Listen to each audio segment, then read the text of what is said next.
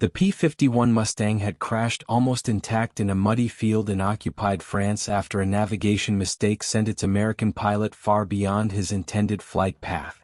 The pilot was captured, but the aircraft, miraculously preserved despite the rough landing, became an unexpected treasure for the Luftwaffe, which was desperate to evaluate the new Allied machines that seemed to fill the skies in ever-growing numbers.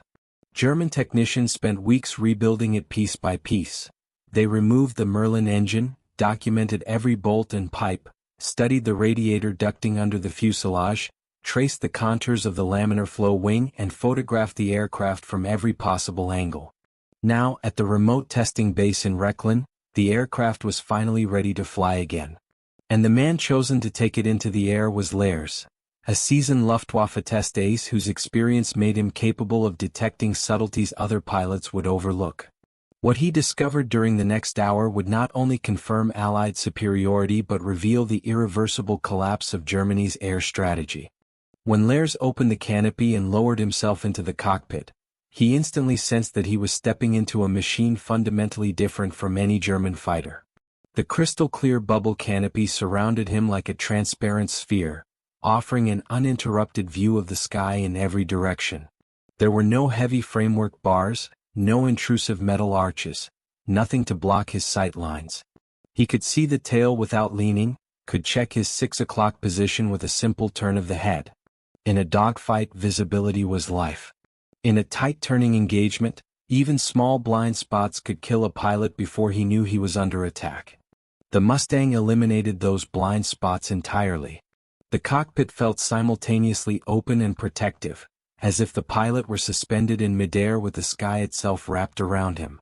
For Lehrs, a veteran of countless hours in cramped, restricted German cockpits, this was the first sign that the Americans had engineered something truly revolutionary. When the Packard-built Merlin engine came alive with a deep, confident roar, Lehrs recognized immediately that this was no ordinary power plant. The vibration was subtle, the sound rich and controlled, as though the engine was not straining but simply waking from a deliberate, disciplined sleep. On paper, its horsepower matched that of the Daimler-Benz powering the Bf 109. In practice, the Merlin felt smoother, more refined, more responsive to throttle input. As he tested the power curve with gentle movements, the aircraft reacted with an elegance that astonished him. No sudden jumps, no rough transitions, only an even, silky surge of force. It was an engine designed not only for power, but for sustained, high-altitude efficiency. In that moment, Lehrs understood why Allied fighters were maintaining performance at altitudes where German machines began to gasp for breath. During the takeoff roll, the Mustang revealed yet another advantage. It accelerated straight and true without the violent torque swing so familiar to pilots of the Bf 109. German fighters required constant rudder pressure to prevent the aircraft from veering dangerously to one side. The Mustang, in contrast, behaved like it was guided along an invisible rail. Lehrs felt almost like a passenger as the aircraft gathered speed, lifted its nose, and rose smoothly into the cold morning air. For a moment he was struck by how easy it all felt, how forgiving this machine would be even in the hands of inexperienced pilots. And that, he realized, was perhaps its deadliest trait. The P-51 wasn't just a high-performance aircraft. It was a high-performance aircraft that almost anyone could fly well. As Lehrs climbed into the thinning air, the Mustang continued to impress. Up to 20,000 feet, the performance gap between the Mustang and the Bf 109 was noticeable but manageable. But beyond that altitude, the difference became dramatic. The P-51's two-stage supercharger maintained power as though altitude barely mattered. The aircraft pushed upward with undiminished strength while German fighters, even the best, lost energy, responsiveness, and climb rate. At 25,000 feet, the Mustang still felt eager, still accelerating into the wind with predatory intent. It was clear why Allied bombers flew higher each month. With aircraft like this guarding them, they could ascend to levels where most German fighters struggled simply to exist, let alone fight. Then came the true revelation, the Mustang's behavior at extreme speed.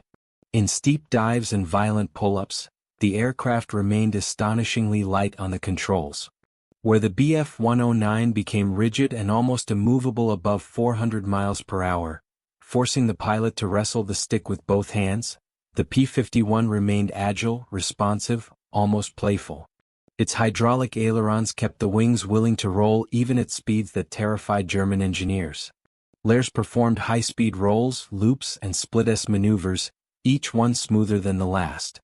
The aircraft obeyed with a confidence that bordered on telepathy, as if anticipating his intent before he fully expressed it. For a master pilot, this was exhilarating.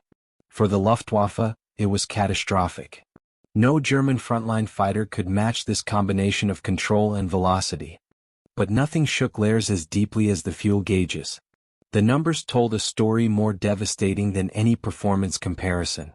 With its internal tanks and drop tanks, the P-51 could fly from England to Berlin, escort bombers through the entire mission, fight over the target for extended periods and still return home.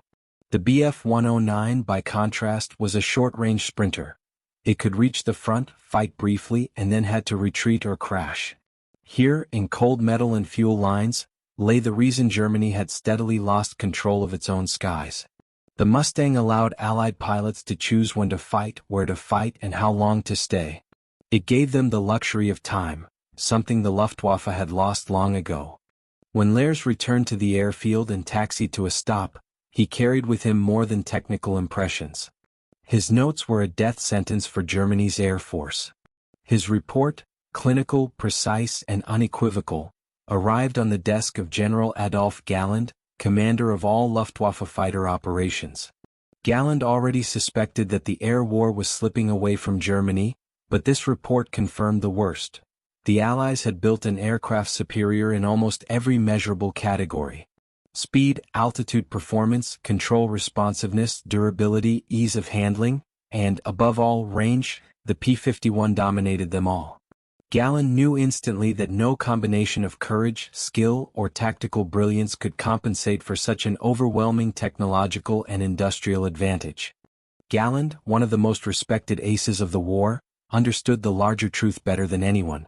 This wasn't just about a single aircraft, it was about an entire strategic ecosystem the Allies had created. Their pilots were better trained, their factories untouched by bombing, their fuel supplies abundant, and their tactics increasingly refined. The Luftwaffe, meanwhile, suffered crippling shortages of fuel, catastrophic losses of veteran pilots, and increasingly irrational interference from political leadership.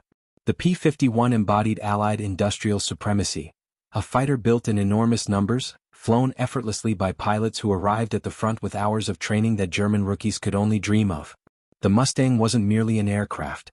It was a verdict. Driven by desperation, Galland requested an audience with Hitler.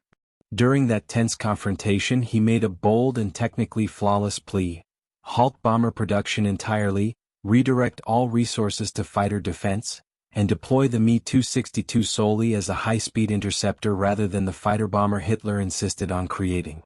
It was Germany's last chance, perhaps not to win but at least to survive longer. Hitler refused.